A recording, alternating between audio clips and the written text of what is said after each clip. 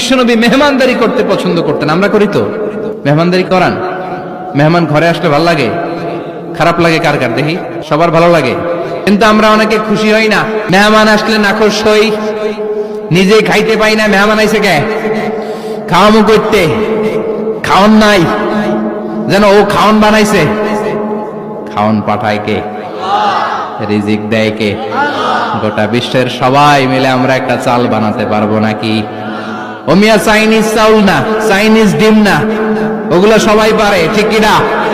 আল্লাহর বানানো ন্যাচারাল চাল, গাছের মধ্যে হওয়া যেই চাল, ধান আল্লাহ তৈরি করেছে, এরকম ধান, এরকম একটা পেয়ারা, এরকম ছোট্ট একটা কমলার টুকরা গোটা বিশ্বের সবাই মিলে বানাতে পারে নাকি?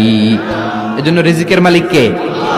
মেহমান আপনার রিজিকে ভাগ বসাতে আসে না, সে তো তার রিজিক নিয়ে আসে, সে আরো এসে আপনার রিজিকে বরকত ঢুকিয়ে দিয়ে যায়। চিল্লা এখন ঠিক কিনা?